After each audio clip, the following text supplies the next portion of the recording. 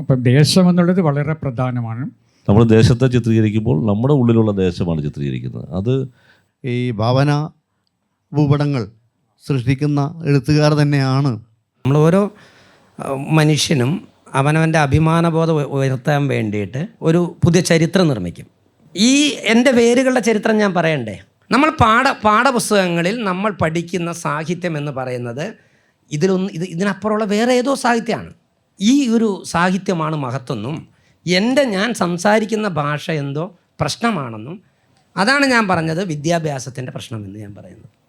ഇതാണ് ദേശം എന്നുള്ള സങ്കല്പം ഒത്തിരി ചർച്ച ചെയ്യുന്നതുകൊണ്ട് മലയാള സാഹിത്യത്തിന് സംഭവിച്ച പ്രശ്നം. ഇപ്പം എനിക്കെന്നൊരു സംശയം തോന്നുന്നുണ്ട്, ദേശം നമുക്ക് ആവശ്യമാണോ എന്നുള്ളത്. കേരളി ഇൻ്റർനാഷണൽ കൾച്ചറൽ ഫെസ്റ്റിൻ്റെ 4ാമത്തെ എഡിഷനിൽ വളരെ സവിശേഷമായ ഒരു സെഷനാണിത് എന്നാണ് ഞാൻ സ്വയം വിശ്വസിക്കുന്നത്. നോവൽ ദേശവും കാലവും. നമുക്കറിയാം, ജീവിതത്തിൻ്റെ ഗതിവിഗതികളെ സമഗ്രമായി ആവിഷ്കരിക്കാനുള്ള ഏറ്റവും വലിയ മാധ്യമം നോവൽ തന്നെയാണ്. കഥയും നോവലും ഉൾപ്പെടുന്ന കഥാസാഹിത്യം ലോക സാഹിത്യത്തിലെമ്പാടും മനുഷ്യാവസ്ഥയുടെ പ്രശ്നങ്ങൾ, അത് ദേശകാലങ്ങളുടെ സങ്കീർണതകളും സന്നിഗ്ധതകളും ഒക്കെ കലാത്മകമായ ലാവണ്യത്തോടെ ആവിഷ്കരിച്ചുകൊണ്ട് ഏറെ ജനശ്രദ്ധ നേടിയ ഒരു ജനകീയ സാഹിത്യ മാധ്യമമാണ് നോവൽ. നമ്മോടൊപ്പം ഉള്ളത് 2 തലമുറയിൽപ്പെടുന്ന എഴുത്തുകാരാണെങ്കിലും നമ്മുടെ കാലത്തെ വർത്തമാന മലയാള നോവലിൻ്റെ പ്രതിനിധാനങ്ങളാണ്. കാരണം ആധുനികതയുമായി ബന്ധപ്പെട്ട കാലഘട്ടത്തിൽ എഴുതി തുടങ്ങിയ മൂന്നേട്ടൻ ഇപ്പോൾ ഏറ്റവും സമകാലികരായി പുതിയ എഴുത്തുകാരെ കൂടി, പുതിയ വായനക്കാരെ കൂടി സ്വാംശീകരിച്ചുകൊണ്ടുള്ള എഴുത്ത് വിദ്യ കൂടി സാക്ഷ്യപ്പെടുത്തി ഇരിക്കുകയാണ്. ശ്രീ ഹരീഷ്, ശ്രീ ബിനോയ് തോമസ് എല്ലാവരെയും ഇവിടെ സൂചിപ്പിച്ചു കഴിഞ്ഞു. നമ്മുടെ കാലത്തെ നോവൽ എന്ന് പറയുന്ന സാഹിത്യ കലയെ, ചെറുകഥ എന്ന് പറയുന്ന സാഹിത്യ സംസർഗത്തെ വളരെ ഗൗരവത്തോടെ ആവിഷ്കരിച്ചവരാണ് ഈ 3 എഴുത്തുകാരും എന്നുള്ളതിൽ യാതൊരു സംശയവുമില്ല. നമ്മുടെ വിഷയം ദേശവും കാലവും എന്നുള്ളതാണ്. ദേശം എന്നുള്ളത് എല്ലാ ഭാഷയിലെയും, ലോകഭാഷയിലെ എല്ലാ എഴുത്തുകാരെയും പലതരത്തിൽ ദേശങ്ങൾ സ്വാധീനിച്ചിട്ടുണ്ട്. ദേശപ്പെരുമകൾ എന്നുള്ള നിലയിൽ തന്നെ നമ്മുടെ സാഹിത്യത്തിൽ വളരെ കൃത്യമായി കാണാൻ പറ്റും. തിരുവിതാംകൂറും കുട്ടനാടും അതിരാണിപ്പാടവും കൂടല്ലൂരും മയ്യഴിയും തൃക്കോട്ടൂരും കരിക്കോട്ടക്കരിയും ഒക്കെ വളരെ കൃത്യമായിട്ട് ആവിഷ്കരിക്കുന്നുണ്ട്. പക്ഷേ പല കാലങ്ങളിൽ ഈ ദേശ സംസ്കാരത്തെ ആവിഷ്കരിച്ച എഴുത്തുകാരിൽ സി വി രാമൻപിള്ള തൊട്ട് നമ്മുടെ ഹരീഷ് ആയാലും വിനോയ് തോമസ് ആയാലും വരുന്ന എഴുത്തുകാർ ഉൾപ്പെടെ, അല്ലെങ്കിൽ പുതിയ എഴുത്തുകാർ കൂടി ദേശചരിതങ്ങൾ, പ്രാദേശിക ജീവിതത്തെ, നാട്ടുവഴക്കത്തെ, നാട്ടുഭാഷയുടെ ഏറ്റവും ആർജവമുള്ള ഒരു ലോകത്തെ ആവിഷ്കരിച്ചു കൊണ്ടിരിക്കുകയാണ്. അതുകൊണ്ട് മലയാള നോവൽ വളരെ സക്രിയമായി തന്നെ പ്രവർത്തിച്ചു കൊണ്ടിരിക്കുന്ന ഒരു വലിയ സാഹിത്യ മേഖലയാണ് എന്ന് കരുതിക്കൊണ്ട് ഞാൻ ഈ വിഷയത്തിലേക്ക് വരികയാണ്. മൂന്നേട്ടൻ ദീർഘകാലം 4 പതിറ്റാണ്ടോളം ഡൽഹിയിൽ താമസിച്ചിരുന്നെങ്കിലും തൻ്റെ ദേശത്തെയും കൊണ്ട് സഞ്ചരിക്കുന്ന എഴുത്തുകാരനാണ്. മയ്യഴിയുടെ കഥാകാരൻ എന്ന നേരത്തെ പറയുമെങ്കിലും നമുക്ക് അങ്ങനെ ഒരു ദേശത്തെ ക്ലിപ്തപ്പെടുത്തേണ്ടതില്ല. മയ്യഴി എന്നുള്ള വാക്ക് മാറ്റിയിട്ട് വായിക്കുന്ന മറ്റ് ദേശക്കാരെ സംബന്ധിച്ചിടത്തോളം അവരുടെ ദേശവുമായി മയ്യഴി മാറുന്നു എന്നുള്ളതാണ് അദ്ദേഹത്തിൻ്റെ എഴുത്തിൻ്റെ ഒരു പ്രത്യേകത. ദേശം എങ്ങനെയാണ് തൻ്റെ എഴുത്തിനെ പ്രചോദിപ്പിച്ചത് അല്ലെങ്കിൽ പ്രേരണയായിട്ടുള്ളത് എന്നുള്ള നിലയിൽ മൂന്നേട്ടൻ തന്നെ തുടങ്ങി നോക്കാം. നന്ദി. ഇപ്പോൾ എഴുത്തുകാരന് സ്വന്തമായിട്ട് ഒരു ദേശം ഉണ്ടാകുന്നത് നല്ലതാണ്. അപ്പോൾ എനിക്ക് ഭാഗ്യവശാൽ ഒരു നല്ലൊരു ദേശം കിട്ടിയിരുന്നു, മയ്യഴി എന്നുള്ളത്. അപ്പോൾ ഞാൻ മയ്യഴിയിൽ ജനിച്ചത് കൊണ്ടാണ് ഈ മയ്യഴിപ്പുഴ തീരങ്ങളുണ്ടായത്. ഇപ്പോൾ ഞാൻ കുട്ടനാട് ജനിച്ചിരുന്നെങ്കിൽ മയ്യഴിപ്പുഴ തീരങ്ങൾ ഉണ്ടാവില്ലായിരുന്നു. അപ്പം ദേശം എന്നുള്ളത് വളരെ പ്രധാനമാണ്. പിന്നെ ഒരു എഴുത്തുകാരൻ, നോവലിസ്റ്റ് പലപ്പോഴും ആദ്യം എഴുതുന്നത് സ്വന്തം ദേശത്തെക്കുറിച്ചായിരിക്കും. അപ്പം നമ്മളത് ചുറ്റുപാടും കണ്ണ് വെച്ചാൽ നമുക്ക് കാണാൻ കഴിയും. MT ആയാലും MTയുടെ നാലുകെട്ടും. അപ്പം അങ്ങനെയുള്ള പിന്നെ പല എഴുത്തുകാരും അവർക്ക് അവരുടെ ദേശത്തെക്കുറിച്ചാണ് ആദ്യം എഴുതുന്നത്. അപ്പം ഞാനും അങ്ങനെയായിരുന്നു. പിന്നെ സത്യം പറഞ്ഞു കഴിഞ്ഞാൽ ഈ മയ്യഴിപ്പുഴ തീരങ്ങൾ എൻ്റെ മനസ്സിൽ ആദ്യം രൂപം കൊണ്ടത് ഒരു ദേശമായിട്ടാണ്. പിന്നീടാണ് അതിൻ്റെ കഥയൊക്കെ വരുന്നത്. ഒരു ദേശമാണ് അവിടുത്തെ വഴികളും അവിടുത്തെ വഴിവിളക്കുകളും മണ്ണെണ്ണ ഒഴിച്ച് കത്തിക്കുന്ന വിളക്കുകൾ, ഇങ്ങനെ ഇതൊക്കെയായിരുന്നു ആദ്യം മനസ്സിലുണ്ടായിരുന്നത്. പക്ഷെ ഇപ്പോഴും നമ്മൾ എനിക്കെന്നൊരു സംശയം തോന്നുന്നുണ്ട്, ദേശം നമുക്ക് ആവശ്യമാണോ എന്നുള്ളത്. കേട്ടോ, ഒരു എഴുത്തുകാരന് ദേശം ആവശ്യമാണോ എന്നുള്ളത് പിന്നെ സ്വയം ചോദിക്കാൻ തുടങ്ങിയിട്ടുണ്ട്. കാരണം ദേശം ഇല്ലാത്ത എഴുത്തുണ്ട് മലയാളത്തിൽ. ഇപ്പം നമ്മൾ ആനന്ദിൻ്റെ നോവലിൽ ഏതാണ് ദേശം എന്ന് ചോദിച്ചു കഴിഞ്ഞാൽ പിന്നെ നമുക്ക് കാണാൻ, അല്ലെങ്കിൽ മേതിൽ രാധാകൃഷ്ണൻ്റെ നോവലിൽ അതിലൊന്നും നമ്മൾ ദേശം കാണുന്നില്ല. അതേസമയത്ത് തന്നെ കുറച്ച് മറുഭാഗത്താണെങ്കിൽ ദേശം മാത്രമേ ഉള്ളൂ. ഇപ്പോൾ വി വിജയൻ്റെ നോവല് നമ്മൾ നോക്കുമ്പോൾ അത് ദേശം മാത്രമാണ്. അപ്പം ഇപ്പോഴും പൊതുവേ പിന്നെ ഈ ദേശം എന്നുള്ള സങ്കല്പം നമ്മളാണ് കൂടുതൽ ചർച്ച ചെയ്യുന്നത്. വിദേശ രാജ്യങ്ങളിലൊക്കെ സാഹിത്യത്തിൻ്റെ മേഖലകളിൽ ഇപ്പം ദേശമെന്ന് അതൊക്കെ വളരെ അപ്രസക്തമായി കഴിഞ്ഞു, ദേശം എന്നുള്ളത്. കാരണം ഇപ്പോൾ നമുക്ക് സ്വന്തം എന്ന് പറയാവുന്ന ഒരു ദേശം ആർക്കാണുള്ളത്? നമ്മളൊക്കെ ഒരുപാട് യാത്ര ചെയ്യുന്നുണ്ട്, പഴയതുപോലെയല്ല. അപ്പം ഞാൻ തന്നെ മയ്യഴിയാണ് എൻ്റെ ദേശം എന്ന് പറയുമെങ്കിൽ 40 കൊല്ലം ഞാൻ ജീവിച്ച ഡൽഹിയാണ്. അപ്പോഴേതാണ് ദേശം എന്നുള്ളതാണ്. അപ്പോൾ പുതിയ പ്രവണത എന്ന് പറയുന്നത്, ഒരു നോവലിൻ്റെ ദേശം എന്ന് പറയുന്നത് അതിൽ ആശയങ്ങളാണ്. ആശയങ്ങൾ ഒരു ദേശത്തെ ഉണ്ടാക്കുന്ന ഒരു രീതിയാണ് നമ്മളിപ്പോൾ കണ്ടുവരുന്നത്. പല നോവലുകളും പാശ്ചാത്യ നോവലൊക്കെ നമ്മൾ കാണുന്നത് ദേശം എന്നുള്ളത് ഫിസിക്കലായിട്ടുള്ളൊരു ദേശമല്ല. ഒരു പുഴ ഒഴുകുന്നു, അല്ലെങ്കിൽ അവിടെ പിന്നെ മരങ്ങളുണ്ട്, പിന്നെ കുന്നുകളുണ്ട്, അങ്ങനെയല്ലാതെ ആശയങ്ങൾ തന്നെ ഒരു ലോകമായിട്ട്, ഒരു ദേശമായിട്ട് മാറുന്ന ഒരു രീതി നമ്മൾ കാണുന്നുണ്ട്. അത് പിന്നെ വേറൊരു അതിഭയങ്കരമായിട്ടുള്ള വേറൊരു ദേശമുണ്ട്, വെർച്വൽ ദേശം എന്ന് പറയുന്നത്. അതിഭയങ്കരമാണത്, കേട്ടോ. അതിൽ കുന്നുകളില്ല, പുഴകളില്ല, ഒന്നുമില്ല, പക്ഷെ എല്ലാം ഉണ്ട് താനും. അപ്പോൾ ദേശത്തിന് നമ്മൾ രണ്ടാമത് എനിക്കുന്ന ഒരു പുനർനിർവചനം ചെയ്യേണ്ട ഒരു സമയമാണത് ഇപ്പോഴും, ദേശം എന്നുള്ളത്. ഇപ്പോൾ എഴുത്തുകാരന് ദേശം ആവശ്യമാണോ, എഴുത്തുകാരൻ ആ ദേശത്തെക്കുറിച്ച് മാത്രമാണോ എഴുതേണ്ടത് എന്നൊക്കെ നമ്മൾ ആലോചിക്കേണ്ടതുണ്ട്. എൻ്റെ അഭിപ്രായത്തിൽ അതാണ് നമ്മൾ ചർച്ച ചെയ്യേണ്ടത്. ദേശം എന്നുള്ള നമ്മുടെ ആ പഴയ സങ്കല്പത്തിൽ, ആ ക്ലാസിക് സങ്കല്പത്തിൽ കുടുങ്ങി നിൽക്കാതെ ഈ ഒരു പുതിയൊരു ദേശം രൂപപ്പെട്ടു വരുന്നുണ്ട്. ആശയങ്ങളുടെ രൂപം, ഭാവനയുടെ ദേശം, അതൊക്കെ അതിനെക്കുറിച്ച് നമ്മൾ സംസാരിക്കണമെന്നാണ് എനിക്ക് തോന്നുന്നത്. മൂന്നാടൻ പറഞ്ഞത് ശരിയാണ്. കാരണം നമ്മുടെ ഈ ദേശകൽപ്പനകൾ സൂചിപ്പിക്കുമ്പോഴും ഈ ഭാവന ഭൂപടങ്ങൾ സൃഷ്ടിക്കുന്ന എഴുത്തുകാർ തന്നെയാണ് നിങ്ങൾ മൂവരും എന്ന് എനിക്ക് ഉറപ്പുണ്ട്. കാരണം ശ്രീ ഹരീഷിൻ്റെ 2 നോവലും, ആദ്യത്തെ 2 നോവലുകൾ മീശയായാലും അതുപോലെ തന്നെ ആഗസ്റ്റ് 17 ആയാലും 2 ദേശ സംസ്കാരം അവതരിപ്പിക്കുകയാണ്. പക്ഷേ ഈ മൂന്നാറിന് ആദ്യം പറഞ്ഞതിൽ നിന്ന് വ്യത്യസ്തമായിട്ട് എനിക്ക് തോന്നിയിട്ടുള്ളത് CV രാമൻപിള്ളയുടെ തിരുവിതാംകൂറല്ല ശ്രീ ഹരീഷിൻ്റേത്. ചരിത്രം ആ തരത്തിലുള്ള ഒരു രേഖപ്പെടുത്തപ്പെട്ട ചരിത്രത്തെ അല്ല ആഗസ്റ്റ് 17 കൊണ്ടുവരുന്നത്. അപ്പോൾ ചരിത്രത്തെയും ദേശ സംസ്കൃതിയെയും അട്ടിമറിക്കുന്ന ഒരു വിദ്യ കുട്ടനാടിനെ ചിത്രീകരിക്കുമ്പോഴും മീശയിൽ, അതുപോലെ തന്നെ ഈ തിരുവിതാംകൂറിൻ്റെ രാജ്യപദവിയും മറ്റുമായിട്ട് ബന്ധപ്പെട്ടിട്ടൊക്കെ ഹരീഷ് അവതരിപ്പിക്കുന്നുണ്ട്.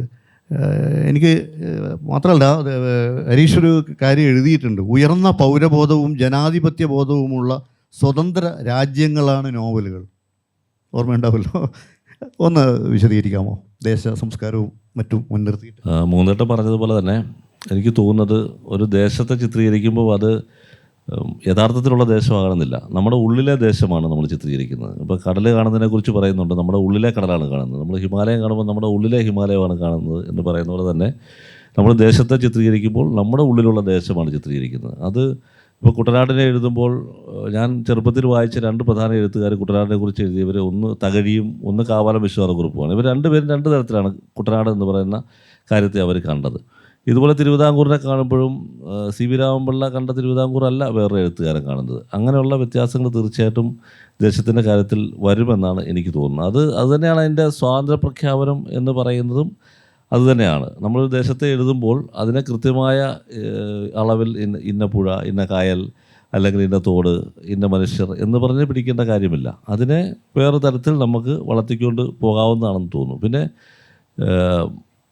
മുമ്പേ പറഞ്ഞതുപോലെ തന്നെ ഇന്ന് നമ്മൾ ലോകസാഹിത്യം വായിച്ചു നോക്കിയാൽ ദേശത്തിൻ്റെ കഥകൾ പറയുക, ഇതിന് വലിയൊരു പ്രാധാന്യമൊന്നും ലോകസാഹിത്യം കൊടുക്കുന്നില്ല. അത് മാത്രമായിട്ട് പറയുക എന്ന കാര്യത്തിൽ വലിയ പ്രാധാന്യമൊന്നും കൊടുക്കുന്നില്ല. ഇന്ന് മനുഷ്യർ, പുതിയ തലമുറ കുറച്ചുകൂടി ഇൻ്റർനാഷണലാണ്, കുറച്ചുകൂടി വിശ്വപൗരന്മാരാണ് അവർ ഏതാണ്ട് കുറച്ച് വർഷം മുമ്പ്, 30-40 വർഷം മുമ്പ് ഒരാൾ കോട്ടയത്ത് നിന്ന് എറണാകുളം വരെ പോകുന്നതിലും അനായാസമായിട്ടൊരു കുട്ടി ഇന്ന് ന്യൂയോർക്കിലോ അല്ലെങ്കിൽ ടൊറൻറ്റോയിലോ ഒക്കെ പോകുന്നുണ്ട്. അപ്പം ഏതാണ് ദേശം ഒന്ന് പ്രശ്നം അവിടെയുണ്ട്. അതുപോലെ ഈയിടെ ഒരു നോവൽ ഇറങ്ങിയായിരുന്നു, ജലത്തെക്കുറിച്ചുള്ളൊരു മനോഹരമായ നോവൽ ഇറങ്ങിയായിരുന്നു, കവനൻ്റ് ഓഫ് വാട്ടർ. കുമരകത്തെക്കുറിച്ച് എഴുതുമ്പോൾ അത് ഒരു വിദേശ രാജ്യത്ത് ജനിച്ചു വളർന്ന ഒരു മലയാളി 2 തലമുറയ്ക്ക് ശേഷം തിരിഞ്ഞു നിന്ന് കുമരകത്തെ കാണുന്ന കാഴ്ചയാണ്. അത് തികച്ചും വ്യത്യസ്തമായൊരു കാഴ്ചയാണ്. അങ്ങനെ പ്രവാസ ലോകത്തിൻ്റെ ഒരു ദേശമുണ്ട്, നമ്മളിവിടെ ജീവിക്കുന്നവരുടെ ദേശമുണ്ട്. അങ്ങനെ പലതരം ദേശങ്ങൾ ഇന്ന് നിലവിലുണ്ട്. അതുകൊണ്ട് തന്നെയാണ് അതൊരു എഴുത്തിലെ സ്വാതന്ത്ര്യ പ്രഖ്യാപനം ദേശത്തെ ഏത് രീതിയിലും ആഖ്യാനം ചെയ്യാവുന്നുള്ള ഒരു സ്വാതന്ത്ര്യ പ്രഖ്യാപനമാണെന്നാണ് എനിക്ക് തോന്നുന്നത്. അതുകൊണ്ട് തന്നെയാണ് നോവലുകൾ സ്വതന്ത്ര രാജ്യങ്ങളാണെന്ന് പറഞ്ഞത്. നമുക്ക് എങ്ങനെയും ചരിത്രത്തെയോ അല്ലെങ്കിൽ കാലത്തെയോ ഒക്കെ ഭാവന ചെയ്യാനുള്ള സ്വാതന്ത്ര്യം നൽകുന്ന ഒരു മീഡിയം നോവൽ പോലെ വേറെ ഇല്ലെന്നാണ് എൻ്റെ വിശ്വാസം. അപ്പോഴും സ്വതന്ത്ര രാജ്യത്തിലെ കഥാപാത്രങ്ങൾ തന്നെ ഭയപ്പെടുന്നതായും അതേസമയം അവരോട് ബഹുമാനമുള്ളതായിട്ടും പറഞ്ഞിട്ടുണ്ട്. അത് അന്നേരത്തെ ഒരു അവസ്ഥ പറഞ്ഞു പോയതാ. ശ്രീ വിനോയ്, കഥകളിലും നോവലുകളിലും ഈ തുടക്കം ദേശവുമായി ബന്ധപ്പെട്ട ഒരു വലിയ സാംസ്കാരിക പ്രവർത്തനം, ഭൂപ്രകൃതിയും മനുഷ്യപ്രകൃതിയും തമ്മിലുള്ള ഒരു അന്വയം വിനോയുടെ രചനയിലുണ്ട്. രാമച്ചി ആയാലും കരിക്കോട്ടക്കരി ആയാലും തുടർന്നും. അപ്പോൾ ഈ ഇരിട്ടിക്കടുത്തുള്ള ഈ കരിക്കോട്ടക്കരി എന്ന് പറയുന്ന ഒരു ദേശം, അത് ഉദയംപേരൂർ സൂനകദൂസ് അല്ലെങ്കിൽ നമ്മുടെ തരിസാപ്പള്ളി ചെപ്പേടിൻ്റെ ഒരു ചരിത്ര പശ്ചാത്തലം കൂടി വെച്ചുകൊണ്ട് ഈ ദേശവും ചരിത്രവും ഒപ്പം നാട്ടുമനുഷ്യരും, ഈ ദേശകഥനം എങ്ങനെയാണ് രൂപപ്പെട്ടത്? നമസ്കാരം. ദേശം എന്നുള്ളത് ഞാൻ എഴുതുമ്പോൾ ഒന്നും ആലോചിച്ചിട്ടില്ല. സത്യത്തിൽ ഒരു വ്യാജ ചരിത്ര നിർമ്മിതി എന്നതിനെ പറ്റിയാണ് ഞാൻ കരിക്കോട്ടക്കരി എഴുതുമ്പം ആലോചിച്ച് തുടങ്ങുന്നത്. നമ്മൾ ഓരോ മനുഷ്യനും അവനവൻ്റെ അഭിമാനബോധം ഉയർത്താൻ വേണ്ടിയിട്ട് എന്തു ചെയ്യും, ഒരു പുതിയ ചരിത്രം നിർമ്മിക്കും. എനിക്കിപ്പോൾ തോന്നുന്നത് എൻ്റെ അഭിമാനബോധം ഉയർത്താൻ വേണ്ടി ഒരു പുതിയ ചരിത്രം എന്നെക്കുറിച്ച് ഞാൻ ഉണ്ടാക്കിയാലോ എന്നാണ് എനിക്ക് തോന്നുന്നത്. കാരണം എനിക്ക് പാരമ്പര്യമില്ല, എഴുത്തിൻ്റെ പാരമ്പര്യമുള്ള ദേശമല്ല. ഇവിടെ എന്നെ ആമുഖത്തിൽ തന്നെ പറഞ്ഞത് എഴുത്തും വായനയൊന്നും അത്ര ഇതില്ലാത്ത ഒരു സ്ഥലത്തുനിന്ന് വരുന്ന ഒരാളെന്നാണ് നമ്മളെപ്പറ്റി പറഞ്ഞത്. അതെന്തുകൊണ്ട് അപ്പോൾ എനിക്ക് പെട്ടെന്ന് എനിക്കൊരു അപകർഷതാബോധം ഉണ്ടാവുകയാണ്. കരിക്കോട്ടക്കരിയിൽ ഇങ്ങനെ അപകർഷത ബാധിച്ച ജനം ഒരു ചരിത്രത്തെ തിരുത്തി എഴുതുന്നതാണ്, പുതിയൊരു ചരിത്രം ഉണ്ടാക്കുകയാണ്. ഞാൻ രാമപുരത്തു നിന്ന് കുടിയേറി വന്ന ആളുകളാണ്, കോട്ടയം രാമപുരം ഭാഗത്തുനിന്ന്. രാമപുരത്ത് വാര്യർ പഴയ എൻ്റെ ദേശത്തെ പഴയ ആളെന്ന് പറയുന്നത് എനിക്ക് വേണം അങ്ങനെ പറയാം. പിന്നെ മലയാളത്തിലെ ആദ്യത്തെ യാത്രാവിവരണം എഴുതിയ പാറയമാക്കൽ തോമാക്കത്തിനാർ എൻ്റെ ഒരു കുടുംബക്കാരനായിട്ട് വരും. എൻ്റെ അമ്മ വഴി ബന്ധുവായിട്ട് വരും. അതുമാത്രമല്ല, അദ്ദേഹത്തിൻ്റെ പ്രത്യേകത പോർച്ചുഗീസ് ആധിപത്യത്തിനെതിരെ ഇന്ത്യയിൽ നിന്ന് ആദ്യമായിട്ട് ശബ്ദമുയർത്തിയ ഒരാളാണ് പാറയമാക്കൽ തോമാക്കത്തിനാർ. ഒരു സ്വാതന്ത്ര്യ സമര സേനാനി എന്ന നിലയിൽ കൂടി അദ്ദേഹത്തെ പരിഗണിക്കേണ്ടി വരും. കാരണം തദ്ദേശീയമായൊരു ക്രിസ്തുമതം ഇവിടെ ഉണ്ടായിരുന്നു. അതിനെ പോർച്ചുഗീസ് ആധിപത്യം വന്ന് തകർക്കാൻ ശ്രമിക്കുന്ന കണ്ടപ്പോൾ പുള്ളി റോമിൽ പോയി മാർപ്പാപ്പയെ കണ്ടിട്ട് തദ്ദേശീയമായ ബിഷപ്പുമാരെ, അച്ഛന്മാരെ, ആ സഭയെ നിലനിർത്താൻ വേണ്ടി പോരാടിയ ഒരാളാണ്. എന്ന് പറഞ്ഞാൽ ഹിന്ദുമതത്തോട് അടുത്ത് നിൽക്കുന്ന ഒരു ക്രിസ്തുമതമായിരുന്നത്. വളരെ ആചാരങ്ങളും അനുഷ്ഠാനങ്ങളും എല്ലാം ഹിന്ദുമതത്തോട് ചേർന്ന് നിൽക്കുന്ന അത്തരം ഒരു പ്രാദേശികതയെ, നമ്മുടെ തനിമയെ നിലനിർത്താൻ വേണ്ടി പോരാടിയ ഒരാൾ. അതിൻ്റെ ഞങ്ങൾക്ക് നിവൃത്തികേട് കൊണ്ട് തിരുവിതാംകൂറിൽ ഞങ്ങളിങ്ങോട്ട് മലബാറിലേക്ക് കുടിയേറിപ്പോയത് കൊണ്ട് എഴുത്തും വായനയൊന്നും ഇല്ലാത്തൊരു ദേശത്ത് നിൽക്കുന്ന ആളായിട്ട് ഞാൻ ഇന്ന് അറിയപ്പെടുകയാണ്. അപ്പം ഈ ചരിത്രം ഞാൻ പറയണ്ടേ, ഈ എൻ്റെ വേരുകളുടെ ചരിത്രം ഞാൻ പറയണ്ടേ. ഇനി വേറൊന്നും കൂടി, മലയാളി അക്ഷരം പഠിച്ചത് കോട്ടയമാണല്ലോ ആദ്യത്തെ സമ്പൂർണ്ണ സാക്ഷരത നേടിയ ജില്ല.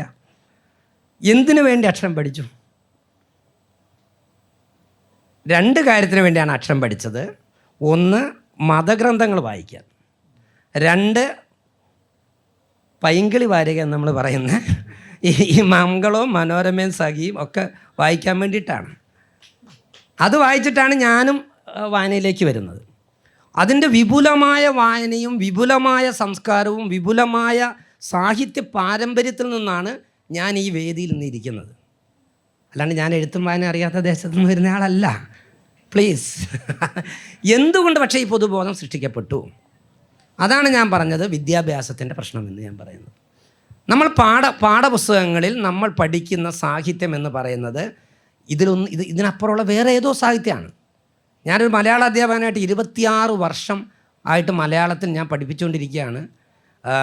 ഈ ഒരു സാഹിത്യമാണ് മഹത്വമെന്നും ഞാൻ സംസാരിക്കുന്ന ഭാഷ എന്തോ പ്രശ്നമാണെന്നും ഞാൻ സംസാരിക്കുന്ന ഭാഷയിൽ എഴുതിപ്പോയാൽ അത് എനിക്ക് അപമാനമാണെന്നുമുള്ള ഇത് ഞാൻ കുട്ടികളെ പഠിപ്പിച്ചുകൊണ്ടിരിക്കുകയാണ്. മക്കളെ, ഞാൻ ആർളം ഫാമിൽ കുറേ വർഷം സാഹിത്യം പഠിപ്പിച്ച ആളാണ് കുട്ടികളെ. അവരോട് ഞാൻ പറയുന്നത് നിങ്ങളുടെ ഭാഷ പ്രശ്നമാണ്. ചക്ഷുശ്രവണ ഗളസ്തമാം ദുർദുരം ഭക്ഷണത്തിന് അപേക്ഷിക്കും പോലെ കാലാഹിന പരിഗ്രസ്തമാം ലോകവും ആലോല ചേതസ ഭോഗങ്ങൾ തേടുന്നു എന്ന് ഞാൻ ആർളം ഫാമിലെ കുട്ടികളോട് പഠിപ്പിക്കുകയാണ്. കാണാപ്പാടം പഠിപ്പിക്കുകയാണ്, ഇതിൻ്റെ ആശയം പഠിപ്പിക്കുകയാണ്. അവരുടെ ഭാഷ അധമമാണെന്ന് തോന്നുന്നു. ഇതാണ് ദേശം എന്നുള്ള സങ്കല്പം ഒത്തിരി ചർച്ച ചെയ്യുന്നതുകൊണ്ട് മലയാള സാഹിത്യത്തിന് സംഭവിച്ച പ്രശ്നം. മൂന്തേട്ടനും ഹരീഷ് ഭായും പറഞ്ഞത് അതിൻ്റെ പുതിയ കാലം എങ്ങനെ ചിന്തിക്കുന്നു എന്നുള്ളതിനെക്കുറിച്ചാണ്. ദേശത്തെ പുതിയ കാലത്തെങ്ങനെ ചിന്തിക്കുന്നു എന്നുള്ളതിനെക്കുറിച്ചാണ്. ഇതാണ് എൻ്റെ ഒരു അഭിപ്രായം. പിന്നെ എൻ്റെ അനുഭവങ്ങൾ തന്നെ അറിയാമല്ലോ. ഒരിക്കലും ആരോ കേസ് കൊടുത്തിരുന്നു ഞാൻ മലയാളിയല്ല എന്ന് പറഞ്ഞിട്ട്. മൂന്തേട്ടൻ ആ കേസ് ജയിച്ചത് മണ്ടത്തരായിപ്പോയെന്നാണ് ഞാൻ പറയാം.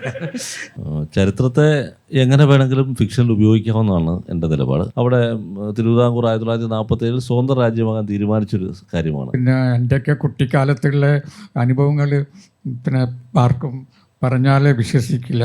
എക്കോളിൽ പോകാൻ സമയമില്ല. എക്കോൾ എന്ന് പറഞ്ഞാൽ സ്കൂളാണ്. നമുക്ക് നമ്മുടെ ഒരു ഐഡൻറ്റിറ്റിയുടെ പ്രശ്നമുണ്ട്. ഈ വെർച്വൽ സ്പേസ് എന്നൊക്കെ പറയുന്നത് അതൊന്നും പിന്നെ എഴുത്തുകാരന് പറ്റിയതല്ല. എനിക്കെൻ്റെ ഭൂമിയാണ് പ്രധാനപ്പെട്ടത്, അതാണ് എനിക്ക് വേണ്ടതെന്നുള്ളത്. എനിക്കെൻ്റെ കൊച്ചു പ്രദേശം മതി എന്നുള്ളത്. നിങ്ങളുടെ ദേശത്ത് നിന്ന് കുടിയിറക്കം തുടങ്ങിക്കഴിഞ്ഞില്ലേ? കാരണവന്മാരെ ഇവിടെ ആക്കിയിട്ട് ചെറുപ്പക്കാരെല്ലാം പുറത്തേക്ക് പോകുന്ന സ്ഥിതി വന്നു. എന്നിട്ട് ഈ മലയാളി എന്നുള്ളത് വിട്ടിട്ട് ഫ്രാൻസിൽ പോയി നല്ല ഭയങ്കര ഇൻ്റർനാഷണൽ എഴുത്തുകാരനായിട്ടായിരിക്കും വിളിക്കുക.